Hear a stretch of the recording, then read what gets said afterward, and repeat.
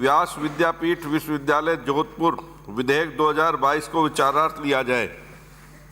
श्री राजेंद्र राठौड़। सभापति महोदय, आज सदन में व्यास विद्यापीठ विश्वविद्यालय विधेयक 2022 पर चर्चा हो रही है।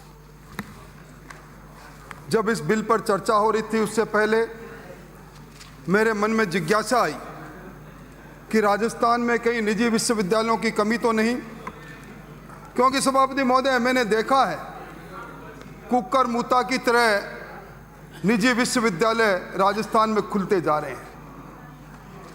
इस 15वीं विधानसभा के अंदर सभापति महोदय या तो इनको को या तो मेरे को बिठाओ या उनको को, या तो सब्जी मंडी बना दी उन्होंने। मान्य सदस्य नवलगढ़ से आने वाले मान्य सदस्यों को देखो। बिराजी अपने स्थान पे बैठे हैं आप लोग। आवाज नहीं करे, आपको बाहर जाना था, बाहर पधारे। तो सभापति महोदय मैं निवेदन कर रहा था, इस 15वीं विधानसभा में कोई सत्र ऐसा नहीं रहा जब हमने 4-5 विश्वविद्यालय के विधेयकों को पारित नहीं किया। और अब तक यूजीसी की साइट जो मैंने देखी आज मंत्री महोदय, 1-2 नहीं 52 निजी विश्वविद्यालय राजस्थान के अंदर आज संचालित है और पूरे देश के अंदर हम पहले उन 3 राज्यों में हैं जहां सबसे ज्यादा विश्वविद्यालय है।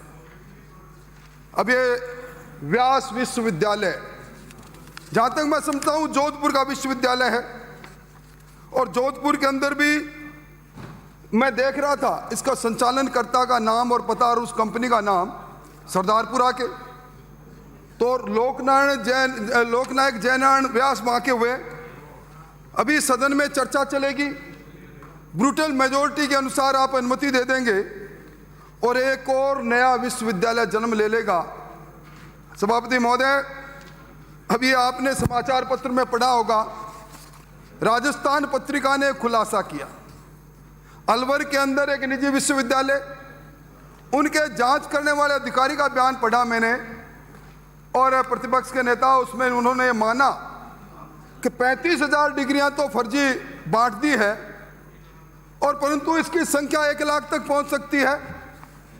अब आप अंदाजा लगाओ, एक नौजवान किसी विश्वविद्यालय से डिग्री लेकर अगर अपने जीवन में कहीं नौकरी करता है, अचानक 10 साल 20 साल बाद उसको ये कह दिया जाता है कि तेरी ये डिग्री फर्जी है, नौकरी छोड़ जेल चल, तो किस प्रकार का रहेगा। इसलिए मंत्री महोदय मेरा आपसे आग्रह है, राजस्थान में बहुत विश्वविद्यालय हो गए, आप तो अब संख्यात्मक नहीं इनके गुणात्मक की दृष्टि से आगे बढ़े और अभी आप निजी विश्वविद्यालय का विधेयक लेकर आए। आपको ध्यान है कि 3 साल में आपने सरकारी भी 3 विश्वविद्यालय खोल डाले।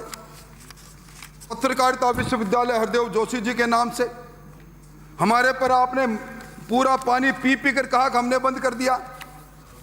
अब तो आपका 4था बजट आ गया मंत्री जी, इस हरदेव जोशी विश्वविद्यालय की पत्रकारिता विश्वविद्यालय की 4 दीवारी तो पूरी करा लो, फैकल्टी छोड़ो। आपका दूसरा विधि विश्वविद्यालय, बहुत बड़ी बात का आपने इतनी मेजें थपथपाई। ये हमारे मुख्य सचेतक जी के उस दिन मैं देख रहा था, इनके हाथ लाल थे और उस आज क्या हो गया, निविदा प्रक्रिया तो पूरी कर लो। और ये एक एमबीएम विश्वविद्यालय, हाथ पीले तो सुने थे, लाल पहली बार। एमबीएम विश्वविद्यालय, मैंने हाथ पीले तो सुने थे, लाल का इनके लाल ही होंगे। सभापति महोदय समय आएगा इनके काले भी होंगे, इनके लाल भी होंगे। मेरे मित्र हैं, पर जिस भूमिका के अंदर मैं इनको देख रहा हूं, 2-2 पद लिए बैठे हैं, इनके अब हाथ पीले होने की उम्र तो गई और पर अब इनके लाल भी होंगे, लाल के बाद काले हाथ भी हैं इनके, इसके मैं कह रहा हूं। तो सभापति महोदय मैं कह रहा था, ये जो विश्वविद्यालय आप मंत्री महोदय खोल रहे हैं, मैं इस विश्वविद्यालय के उस बिल के उद्देश्यों और कारणों के कथन की ओर सभापति महोदय आपका ध्यान आकर्षित करूंगा। इसमें लिखा है कि राजस्थान विकास संस्था जोधपुर जो एक प्राइवेट लिमिटेड कंपनी है, उसको विश्वविद्यालय की मान्यता मिले, इसलिए विधेयक लाया जा रहा है। इस विश्वविद्यालय की बुनियाद मंत्री महोदय खोटी है। आपने देखा, मैं यूजीसी के वो प्रावधान लेकर आया हूं सभापति महोदय, यूजीसी ग्रांट कमीशन, मतलब ये खुद कह रहे हैं कि यूजीसी एक कंपनी खोलें और यूजीसी ग्रांट कमीशन क्या कह रही है ग्रांट कमीशन का 2.1 private university means A university duly established through a state or central act by sponsored which society registered under the Society Registration Act 1860 or any other corresponding law for the time being in force in the state, or a public trust or a company registered under section 25 of the Companies Act. अब ये इसको संचालित करने वाले कौन महानुभाव है, मैं इनका वो लेकर आया हूँ। ये आप कंपनी एक्ट में रजिस्टर्ड है, ये प्राइवेट कंपनी है। और मुझे तो आश्चर्य है कि ये पहला अवसर होगा राजस्थान में प्रतिपक्ष के नेता जब एक private company, private limited company को यूनिवर्सिटी का चोला पहनाया जा रहा है और हम सब लोग उसके साक्षी बन रहे हैं। मैं समझता हूं कि सबसे पहले आप ये तय करें इसका संचालनकर्ता कौन है, क्योंकि मैं अब आपको इसके उद्देश्यों को और कारणों के कथन को यथा पढ़कर सुनाता हूं। राजस्थान विकास संस्था जोधपुर कंपनी अधिनियम 1956 के अधीन रजिस्टर्ड कंपनी है। राजस्थान के कार्यालय में रजिस्ट्रेशन संख्या U80302RJ2012NPL037802 दिनांक 2/2/2012 पर रजिस्टर्ड एक सोसाइटी है जो शिक्षा के क्षेत्र में लगी हुई कई विगत वर्षों से संस्थाएं चला रही। एक तरफ आप कह रहे हो कंपनी है, एक तरफ आप कह रहे हो सोसाइटी है, और मैं उस सोसाइटी, इस कंपनी के कागज लेकर आया हूं। यह कंपनी 2 फरवरी 2012 को रजिस्टर्ड हुई और इस कंपनी में आप आगे जिसको कहते हो सोसाइटी, यह 1999 का रजिस्टर्ड है। आप सबसे पहले मुझे बताओ, कंपनी एक्ट और सोसाइटी एक्ट दो अलग अलग एक्ट और दो संस्थाएं, ये किस प्रकार आपने दोनों संस्थाओं को मर्ज कर दिया? कौन सा कानून आपने इजाद कर लिया? भगवान के लिए, चाहे वेद व्यास के नाम से आई हो यूनिवर्सिटी, चाहे जैन व्यास के नाम से आई हो, अरे इसको तो जन्म मत लेने दो ऐसे विश्वविद्यालय को, इसका गर्भपात कराओ। मंत्री महोदय, मैं बड़ी गंभीरता से कह रहा हूं। और आपने इसके सेक्शन 2U में कहा कि ये राजस्थान विकास संस्था जोधपुर एक सोसाइटी है जो कंपनी एक्ट 1956 के प्रावधान के अंतर्गत मंजूर करता है, जिसका रजिस्टर नंबर 100 है। मतलब मैं समझ में नहीं मेरे आ रहा आप कहना करना क्या चाहते हो। और मंत्री महोदय, इसी के जो आप एक्ट लेकर आए हो, इसके सेक्शन 37 की ओर मैं आपका ध्यान आकर्षित करना चाहूंगा। उसमें लिखा है कि विश्वविद्यालय को national assessment and accreditation council NAAC से एक्रेडिटेशन लेना होगा। ले लिया एक्रेडिटेशन। मेरा आरोप है आप पर, राजस्थान में जितने विश्वविद्यालय चल रहे हैं 10% के पास भी NAAC का एक्रेडिटेशन नहीं है। इनकी डिग्री की कोई मान्यता नहीं है। सभापति महोदय, ये हमारे नौजवानों के साथ खिलवाड़ करने का एक जरिया बन गया और हम सब लोग उस जरिए में साक्षी बन जाते हैं। मैं वो NAAC की लिस्ट लेकर आया हूं। ये आपकी NAAC की लिस्ट में ये लिस्ट है। इसमें मेरे को नाम बता दो जोधपुर, ये जो विश्वविद्यालय आपका, इस व्यास विश्वविद्यालय का नाम बताओ। इसमें आप कानून लेकर इस सदन से आप पारित करवा रहे हो। हाँ, एक बात जरूर है, इसका मैंने पता देखा कौन ये महान विभूति है। यह है 3रा परिहार भवन ISA रोड, सरदारपुरा, जोधपुर विश्वविद्यालय। CM का निर्वाचन क्षेत्र और वही परिहारों का मोहल्ला। अब आपके बस की बात नहीं, हमें तो कहना है जो कहेंगे ही। और मैं निवेदन करना चाहूंगा इस सोसाइटी का, इस कंपनी का, देखो अध्यक्ष महोदय, इस कंपनी का जब मैं ये सारा बायोडाटा पढ़ रहा था, इसकी पेड कैपिटल है 3,48,00,000 रुपए और विश्वविद्यालय के लिए लोन कितना ले लिया इसने 16/6/2021 को 288 करोड़। और आपको इन्होंने सेक्शन 8 के अंदर जो विन्यास आपकी विधि है 1 करोड़ पैसा जमा करा दिया सरकार में, और आप आनंद फानन के अंदर बिल लेकर आ गए। मैं समझता हूं ये पिछले दरवाजे से, क्योंकि जिस कंपनी की, जिस सोसाइटी की पेड कैपिटल 3,48,00,000 हो और वो सोसाइटी लोन रेजअप कर रही है 288 करोड़ का, ये फाइनेंशियल इंस्टीट्यूशन से पिछले दरवाजे से ऋण लेकर विश्वविद्यालय के नाम पर और उस ऋण को दूसरी जगह इस्तेमाल करने का एक प्रावधान बना रखा है। भगवान के लिए ऐसा मत करो आप। अरे आपको मैं निवेदन करूं, आप इसी सदन में 2021 के अंदर एमबीएम यूनिवर्सिटी का बिल लेकर आए थे ना, 1.5 साल हो गया ना।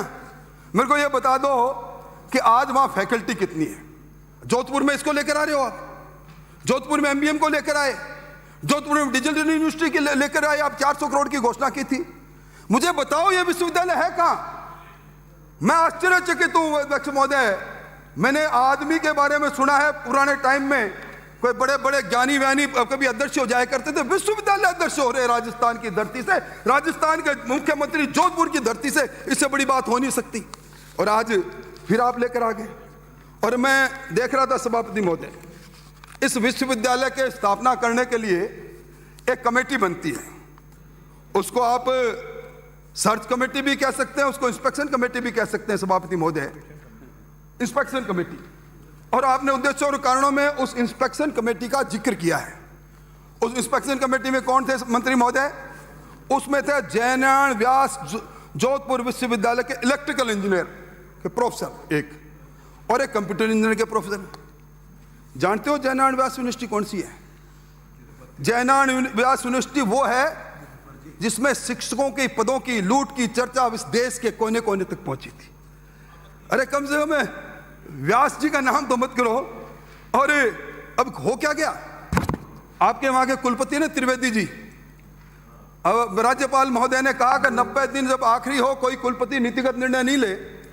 इन्होंने इसी 3 फरवरी को सिंडिकेट की मीटिंग बुला के, और ये जो 2012-13 की 154 शिक्षकों की भर्ती थी, जिसमें एसीबी के अंदर मामला गया, और मामला इसलिए गया कि यूजीसी के निर्धारित मापदंड पूरे नहीं हो रहे थे, निर्धारित योग्यता पूरी नहीं हो रही थी, और उसके कारण से 1-2 नहीं 1 दर्जन से ज्यादा लोग तत्कालीन वीसी साहब सहित जेल में गए।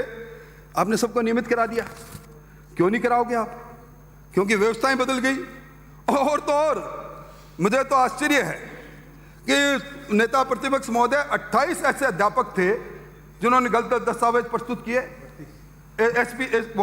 एसीपी ने उनको पकड़ा, चालान किया। आपने उनकी नौकरियों जो गिरफ्तार हुए उनको भी रेगुलराइज कर दिया। और 100 इसमें जो वीसी थे तत्कालीन राज पुरोहित, प्रोफेसर मुंडावत, प्रोफेसर खींची गिरफ्तार होकर चालान पेश हुआ आज न्यायालय में। आप इनसे इंस्पेक्शन करा रहे हो। इनके प्रोफेसरों को कह रहे हो कि आप जाकर इस व्यास यूनिवर्सिटी का इंस्पेक्शन करके बताओ यूजीसी के मापदंड पूरे कर रहे हैं कि नहीं कर रहे। कैसा आप उच्च शिक्षा से मजाक कर रहे हैं। और मैं निवेदन करूं कि यूजीसी के रेगुलेशन है, रेगुलेशन 2009 के अंदर यूजीसी में वही भर्ती होगा कॉलेज में लेक्चरर जो या तो डॉक्टरेट होगी, पीएचडी होगी, नेट होगी, स्लेट होगी, सेट होगी। बिना इन योग्यता के आप भर्ती करते चले गए। और मुझे तो आश्चर्य तब हुआ जब दसोरा कमेटी बनी थी 12/2/2017 को, उसने जांच की और सभापति महोदय 5000 पन्नों की एक रिपोर्ट दी और ये कहा कि ये भर्ती ये अपवित्र भर्ती है, इसको सिरे से खारिज किया जाओ। और आपने राजभवन ने भी उसमें 15 जून 2018 को लिखा कि कार्रवाई करो। और उसके बाद सत्ता बदल गई। हमारे प्रतिपक्ष नेता सही कह रहे हैं 50,000 वोट ज्यादा लेके इतराए आप, इतना नहीं गमढाए आप। और गमढा कर आपने 11/11/2019 को बीएम शर्मा की कमेटी बना डाली और बीएम शर्मा की कमेटी को यह सुपारी दे दी कि इन सबको रेगुलराइज करो, क्योंकि सारे रसूखदार हैं, बड़े परिवारों के हैं। मैं कोई सनसनी फैलाना नहीं चाहता। और इसमें जो आपके प्रोफेसर बीएम शर्मा की कमेटी में प्रोफेसर त्रिवेदी भी सदस्य बना दिए गए। ये वही है 2020 में सुखाड़िया विश्वविद्यालय की सर्च कमेटी में इनको लगाया, इन्होंने उस पैनल को ही डिस्क्लोज कर दिया और उसके बाद इनको हमेशा के लिए डिबार और ब्लैकलिस्टेड कर दिया।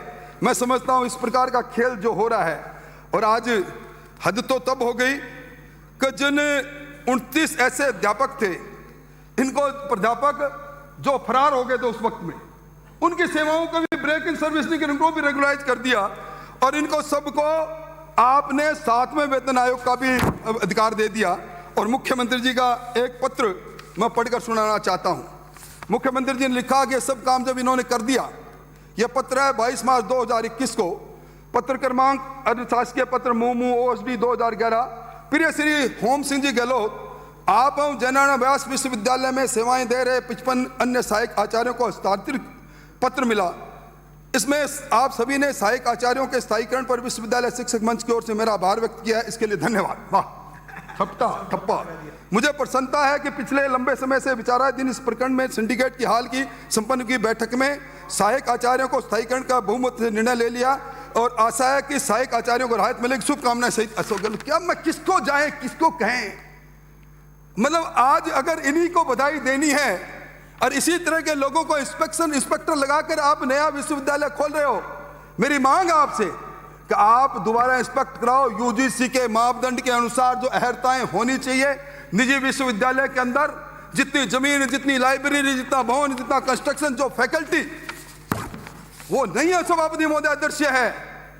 पेड कैपिटल 3 करोड़ 48 लाख 288 करोड़ का लोन, क्यों आप इसका हिस्सा बन रहे हो? और मैं इस बात को आगे नहीं बढ़ाऊंगा क्योंकि मेरे बाद भी बहुत से लोग बोलेंगे। मेरा कुछ सुझाव है, पॉइंटेड सुझाव है। मैं कहूंगा कि जिस प्रकार की हालात बनी, यूजीसी की ताजा रिपोर्ट में कहा कि राजस्थान में 33 जिलों में 30 जिले उच्च शिक्षा की दृष्टि से पिछड़े जिले हैं। इसके लिए मेरा आपसे निवेदन है कि प्रदेश के सारे विश्वविद्यालयों के लिए एक उच्च शिक्षा आयोग बनाओ आप, और एक सभी विश्वविद्यालय जितने हैं उसका राज्य स्तर से भी एक्रेडिटेशन करना चालू करो ताकि पता तो लगे कि विश्वविद्यालय की हालात क्या है। और एक इनका कॉमन सिलेबस करो और हर जिले में यूनिवर्सिटी करो आप। आज जोधपुर में हर विश्वविद्यालय, विधि विश्वविद्यालय जोधपुर में, आयुर्वेद विश्वविद्यालय जोधपुर में, एमबीए विश्वविद्यालय जोधपुर में, डिजिटल यूनिवर्सिटी जोधपुर में, व्यास विश्वविद्यालय जोधपुर। क्यों जी जोधपुर में? हम चूरू वाले क्या इस राजस्थान के नागरिक नहीं है? हमारा कसूर सिर्फ इतना है ना कि अपोजिशन में हम। मैं समझता हूं कि एक विश्वविद्यालय की नियुक्ति हो रही है। सभापति महोदय, मैंने बड़ी जिम्मेवारी से मामला उठाया है दसोरा कमेटी का। मैं इस पवित्र सदन के अंदर मैंने मुख्यमंत्री जी का पत्र कोट किया है। छोड़ो इन बातों को, अब नियुक्ति के लिए बोर्ड बनाओ आप और सभी यूनिवर्सिटी का एक समान एक्ट ले आओ ना आप। अभी मुझसे सांगनेर से आने वाले मान्य सदस्य कह रहे थे मैं क्या पढ़ूं भाई साहब, ये तो कॉपीराइट है। इस कॉपीराइट के पीछे और राइट क्या क्या लिए हैं ये तो बताओ जरा। वो आज नहीं तो कल खुलेंगे। इसलिए मैं निवेदन करूंगा कि ये जो विश्वविद्यालय का खोटा कानून आया है विचारार्थ, इस खोटे कानून को जनमत के लिए जानने के लिए भगवान वेद व्यास को मानते हो, उनको मानते हुए लोकनायक जयनारायण व्यास जिन्होंने राजस्थान की जंगे आजादी में काम किया, उस महान विभूति को समर्पित होकर आप आगे बढ़कर अभी कह दो ताकि छुट्टी का दिन है, हम अपने घर जाएं। जनमत जानने के बाद में 15 दिन बाद वापस ले आना, हम ये उसमें सब लोगों का मत आ जाएगा, हम भी अपनी बात कह देंगे। बहुत बहुत धन्यवाद। माननीय श्री अशोक लाहोटी।